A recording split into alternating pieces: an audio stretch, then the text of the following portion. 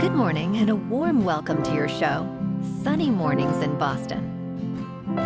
I'm your host, Melissa, and it's Monday, January 27th. You'll be interested to know.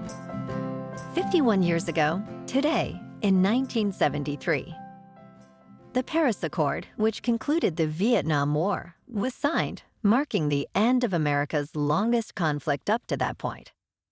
The agreement facilitated the exchange of prisoners and outlined the unilateral withdrawal of United States forces from South Vietnam. So now you know. And now, it's time for the weather report.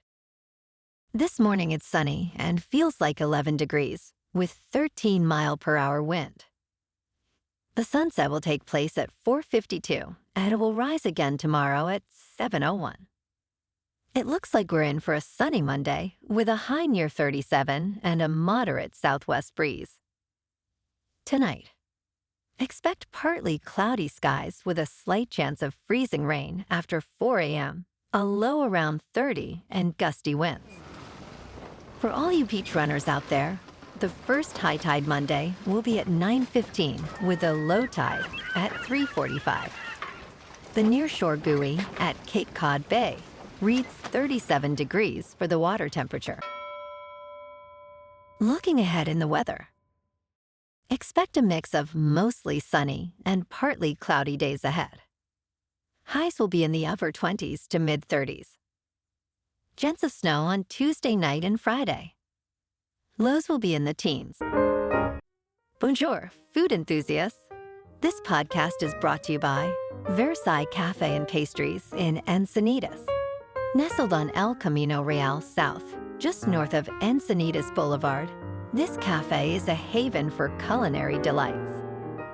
Indulge in their amazing Eggs Benedict or their gluten-free crepes. You can grab a panini for lunch or just breeze on through to get your morning coffee. They are open every day from 8 to 5. So stop on by and don't forget to tell them Sunny Morning sent you. In local news,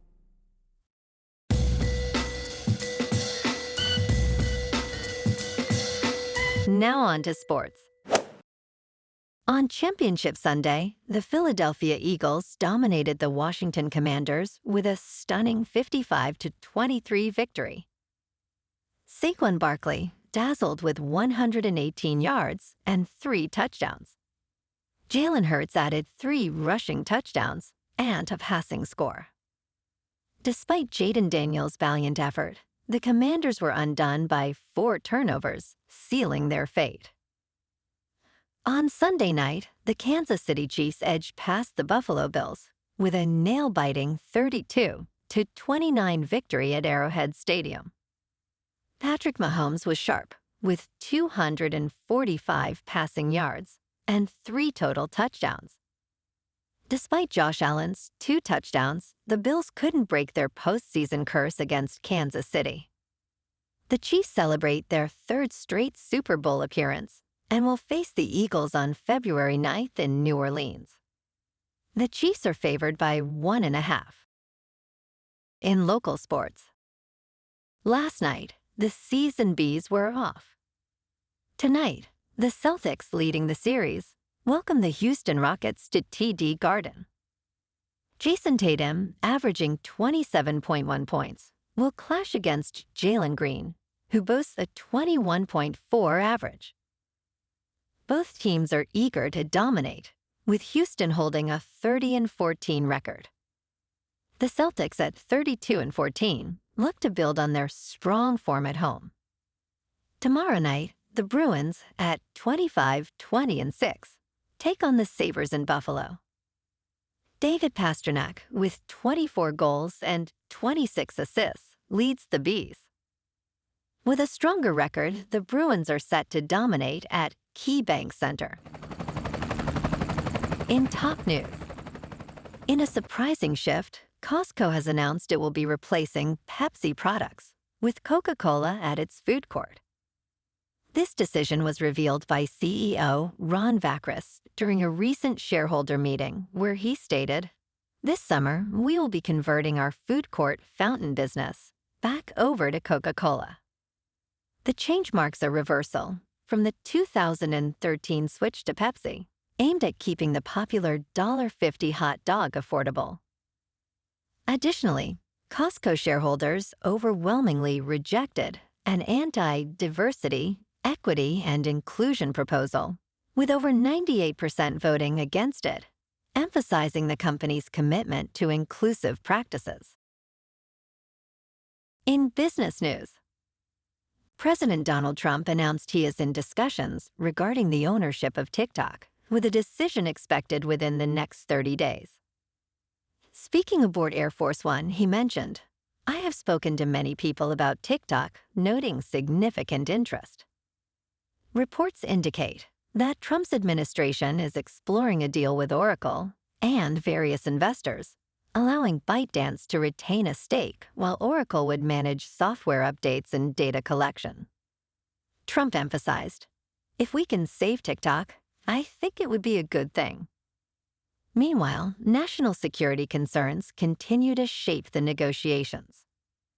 In crypto movement, Bitcoin is down 1% over the weekend to about $104,000. Ethereum is down 2% to about 3,000.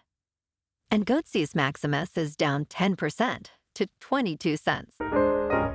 Moving on to a more local vibe. In our community spotlight on health and wellness, we are working with a national Pilates studio to bring you some free classes, so listen up. Check out Club Pilates, with several locations in the Boston area.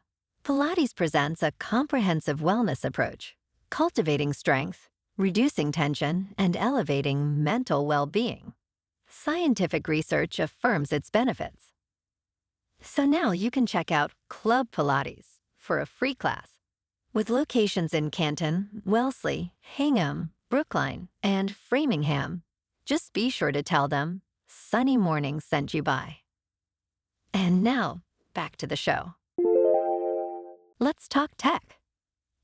DeepSeek has surged to the #1 spot on Apple's App Store after launching its flagship model on January 20th. This small Chinese artificial intelligence startup, led by Liang Wenfeng, has caught Silicon Valley off guard, matching or even surpassing the capabilities of models from OpenAI, Google, and Meta. Remarkably, DeepSeek achieved this with fewer resources, utilizing about 2,000 NVIDIA chips to build its model for under $6 million. While U.S. companies race to acquire NVIDIA chips, DeepSeek's rapid ascent poses a challenge to U.S. efforts to maintain an artificial intelligence advantage globally. And in entertainment news, when Luigi Mangione was arrested last month, actor Dave Franco's phone lit up with messages. He remarked, "I have never received more texts in my life about anything," during an interview at the 2025 Sundance Film Festival. Friends and fans alike were quick to point out Franco's resemblance to the internet sensation and alleged murderer. While at Sundance, Franco was promoting his new film, together with his wife Alison Brie. Interestingly, a biopic about Mangione is already attracting interest, although as Brie noted, I don't think there have been any official offers.